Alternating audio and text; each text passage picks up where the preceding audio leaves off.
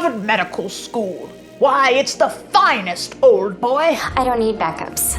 I'm going to Harvard. Our nation's best and brightest. With a Harvard education, you'll become a great physician. We're ready to save lots of lives. I myself am a Harvard man. You're not a Harvard man. I've never seen this person at Harvard. Have you seen this person at Harvard? Oh, this person's never been to Harvard. No. Thank you, I thought so, yes. And if there's one thing a Harvard man knows, it's we stand for veritas, truth. Fair Harvard, we join in the... Breaking news that we've been following all day, a huge story here.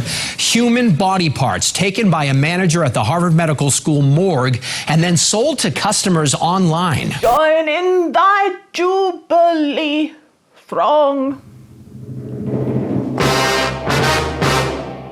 Welcome to Caitlin's Funeral Court, Cadaver Crimes Division. The people are real, the cases are real, the generational trauma caused by the completely unnecessary mishandling of human remains is, alas, also real.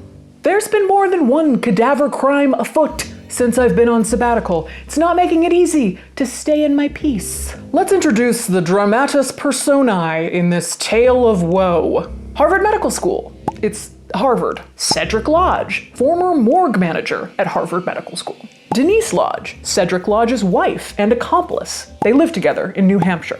KATRINA MACLEAN, proprietor of Cat's Creepy Creations. Joshua Taylor, buyer of human remains. And Jeremy Pauly, self-described human blood artist. The media will always use the term self-described for things like this. If you make art from human blood, you are a human blood artist. Girl, stop that imposter syndrome. So, this is the squad. I realize there are a diversity of people who watch this channel. Some of you are morgue managers or people who work directly with the dead. Some of you own morbid small businesses. Some of you have face tattoos. You are all one step away from this. Remember the Montana meth campaign? Selling stolen human remains, not even once. On March 8th of 2023, KATRINA MACLEAN's neighbors were confused, a little scared. What was going down at her Salem, Massachusetts home? Federal investigators wearing white Tyvek suits set up tents in MACLEAN's backyard and were hauling out boxes and bags. It looked like a scene from Dateline where the police have located a murder victim. All MACLEAN's neighbors knew was that this was the lady who made the creepy dolls. The creepy doll thing, not a judgment. Like, all dolls are creepy. No, these are categorically creepy dolls. They're not for me! Though different strokes for different folks. Then on May 6th of this year, CEDRIC Lodge was fired from his role as morgue manager at Harvard Medical School. Lodge was under investigation by the FBI for allegedly, this whole video is allegedly since this is ongoing, removing, keeping, and selling human remains belonging to donated cadavers. Selling them to people like KATRINA MACLEAN and her cadre of creepy dolls. What does it mean to be a donated cadaver, to donate your body to Harvard? In theory, Harvard's Anatomical gift program will take your dead body, and it will be used to teach and offer hands-on practice to medical and dental students. And then, when the body is no longer needed, it will be buried in a cemetery or cremated and returned to the family. So if the family gets the cremated remains back at the end, it's almost like mom got a regular cremation, just with a stop along the way to educate medical students. This obviously is not for everyone, but the people who choose this option are very connected to that choice. It creates meaning. It's their idea of a good death. Sisters Nicole McTaggart and Robin DiPolito told NBC Boston that their mother was so proud to be a body donor.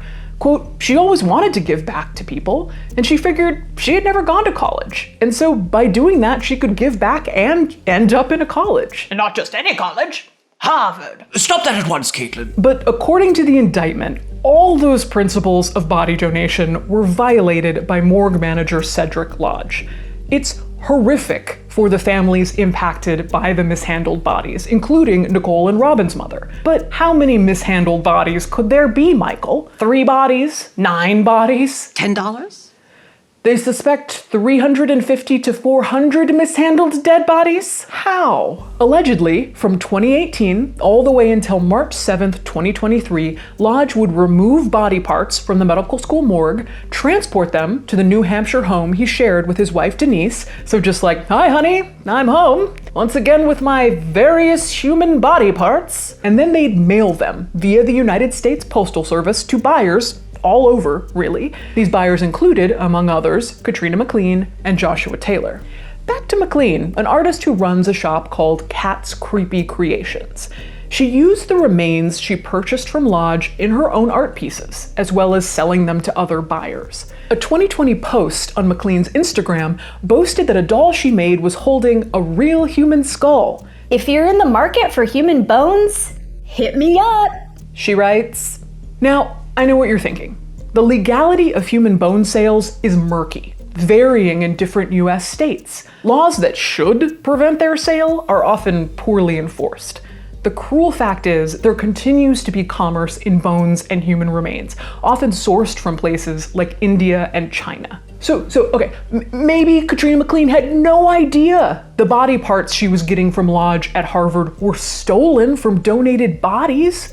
He was just some guy mailing her bones. Well, it seems she knew, because in addition to sending them through the mail, Lodge would let buyers like MacLean and Taylor come into the Harvard morgue and directly choose their merchandise. There's recorded evidence that in October of 2020, MacLean paid $600 for 2 human faces that she picked up from the morgue in person. MacLean would then flip the merchandise, so to speak, it's of course not merchandise, it's someone's mother, to other buyers. Almost $9,000 was transferred from Jeremy Pauly, remember him, the blood artist, to MacLean.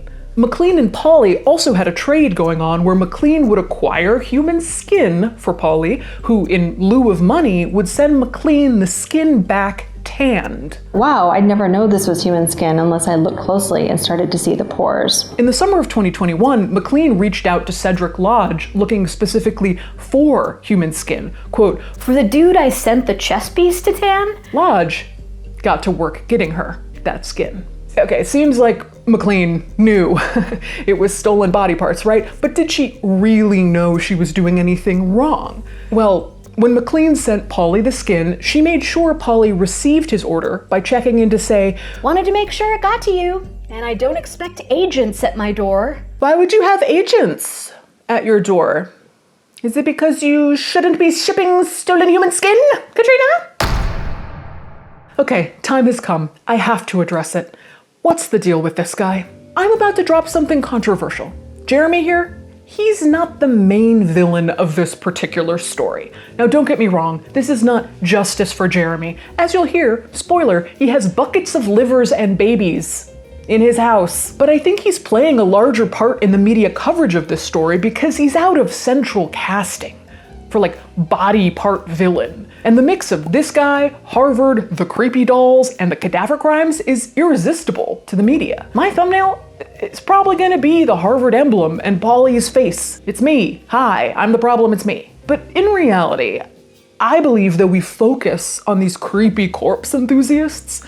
There's sort of a bland, cruel, bureaucratic aspect to CEDRIC, the morgue manager, and his wife Denise, who aren't living in a spooky, macabre playland, but seem to be purely looking for ways to make more money at the expense of families, using their unique access and the bodies CEDRIC pledged to protect. But again, Pauly is not a sweet innocent. He has been on investigators' radar for a while. In 2022, he was arrested when police searched his home and found 3 full skeletons, 15 to 20 human skulls, and buckets filled with over 15 gallons of livers, brains, kidneys, and other human body parts. And he had already been charged with conspiracy to commit interstate transportation of stolen property for his involvement in buying the remains of 2 stillborn babies from a mortuary employee in Arkansas.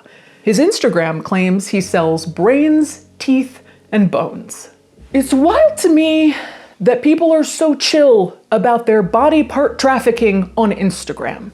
If I post about my almond milk latte and someone's like, "Are you aware how much water it takes to grow a single almond?" Bad look. I cry and I delete the post. And here people are like, you want femurs? I got femurs, link in bio. Finally, we get to Joshua Taylor, who, for some reason, this one anecdote offends me the most. Between 2018 and 2021, Joshua Taylor sent $37,000 to Denise Lodge, Cedric's wife, all for human remains that Cedric was, allegedly, taking from the medical school morgue. According to the indictment from the Middle District of Pennsylvania Circuit Court, the written descriptions for these transactions, all which were just on PayPal, by the way, PayPal, include head number 7, and another $200 transaction labeled brains. Ma'am, Man, you know that message doesn't say brains. Don't pee on my leg and tell me it's raining. It's worse than brains. Yes, the actual PayPal memo for the stolen body parts transaction was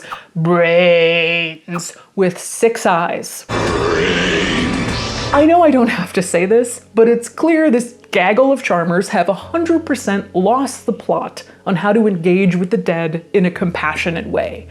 They don't see the dead as people, but as objects, products, and commerce. Sadly, a tale as old as time.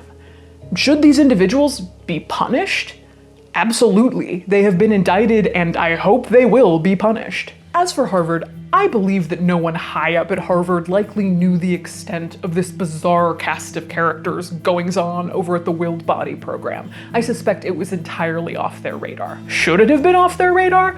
No. But what a shock though, right? Like something like this never happened before at a prestigious medical school, right? Like something like this hasn't happened before, right? Let's go back to 2003, the University of California, Los Angeles' Willed Body Donation Program. A program not too different than Harvard's and the first of its kind. This is Henry G. Reed, former embalmer and the program's director, and this is Ernest V. Nelson. If you were around the Willed Body Donation Program back then, you would see Nelson, a man who did not work there, walking into the refrigeration unit a couple of times a week with a saw, knives, and a cooler. No, he was not there as a handyman. He was chopping up the donated bodies and selling them to medical and pharmaceutical research companies like Johnson & Johnson. The baby powder people? He got a cut of the money, and Reed, the program director, got a cut. After several years, they had made well over $1 million and done this with something like 800 cadavers, though UCLA claims it was less. What, like 600? Cadavers? What does less mean there? Don't worry about it, Caitlin. The stories are so similar, it's almost like Cedric Lodge was a Henry Reed fangirl. I love you, Henry Reed. Couldn't have picked a better role model? Cedric? Who taught you how to do this stuff? You, all right? I learned it by watching you. When Nelson and Reed's dealings came to light, Nelson claimed that he thought it was all above board, that UCLA knew what was going on. He was just an innocent, independent contractor. He even doubled down when they were caught. When he was asked to return several bags of body parts, he demanded to be reimbursed $241,000.